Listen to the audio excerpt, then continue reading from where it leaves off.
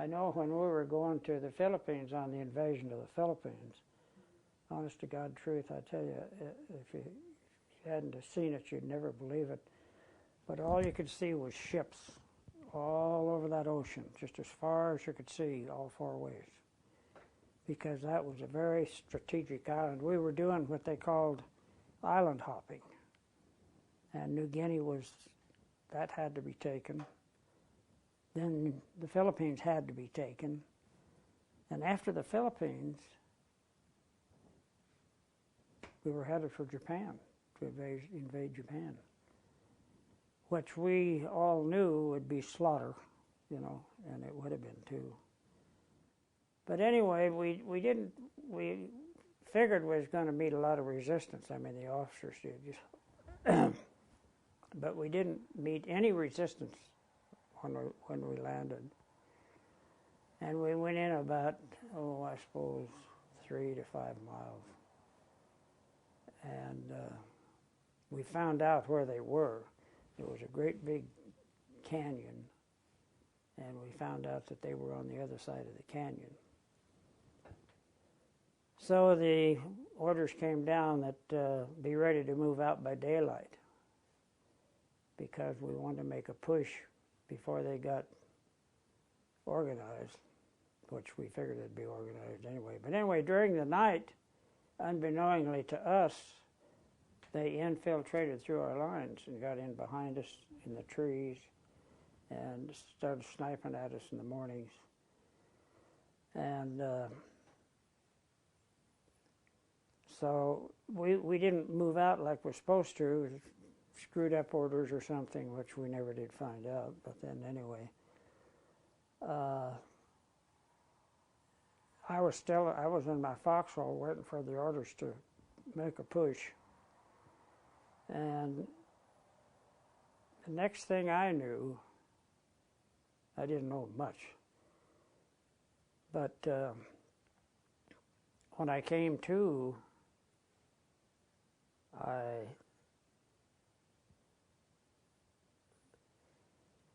got blown out of my foxhole by an artillery shell. And of course, hell, I didn't hardly know if I was a foot or horseback. I know I didn't have a helmet. I didn't have a rifle. I didn't have my bandoliers of ammunition on me. I didn't have anything. And I just, that's the only thing I could figure. Well, I knew I had to be blown out of a foxhole. But anyway, I looked up about 200 yards, and there was a Universal Jeep sitting up there, and there was 2 guys in it, and 2 other guys were getting in it. And I thought, now, what should I do?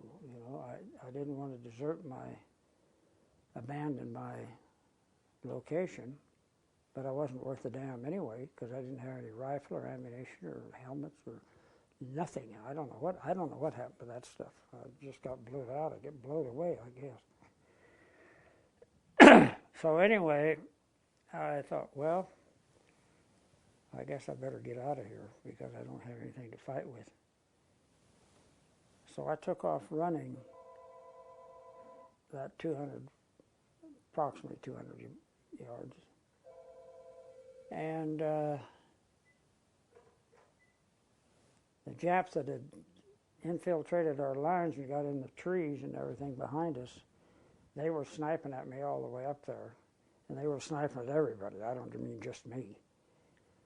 And I got to the Jeep okay and didn't get hit. And as we were leaving, the shells were just going all around us. They were trying to hit us as we was moving, but they didn't get it done.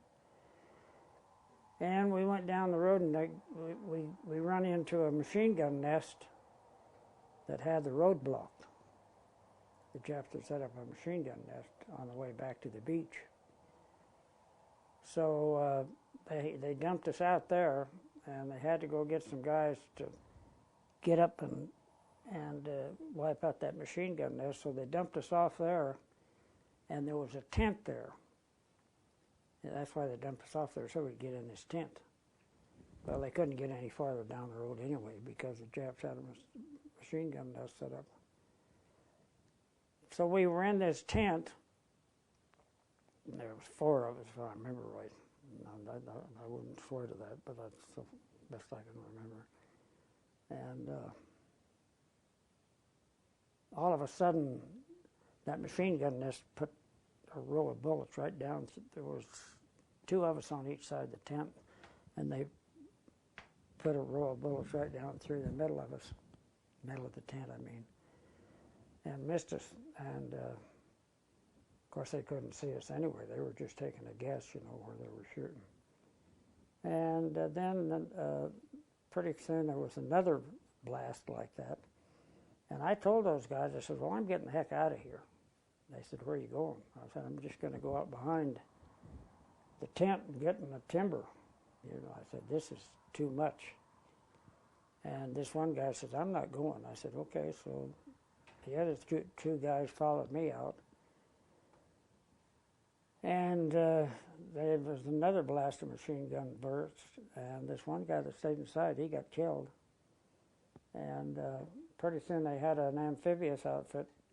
We couldn't go down the road. We had to cross a lake. And they took us over to the hospital. And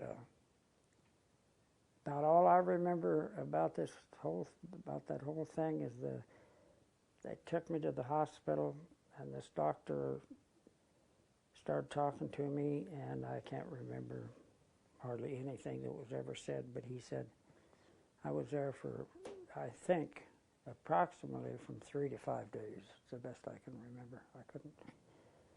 And he finally said to me, he said, well, Bob, he said, I'll tell you. He said, I'm not going to send you back into combat because he said, I think you've got a concussion. But anyway, that's how I got the concussion.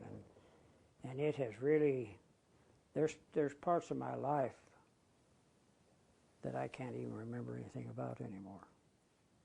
And you can call it old age if you want to, but it's a concussion that really, I try to think about things that I'd done. Maybe the reason I can't remember them because I wasn't supposed to be doing those things. I don't know.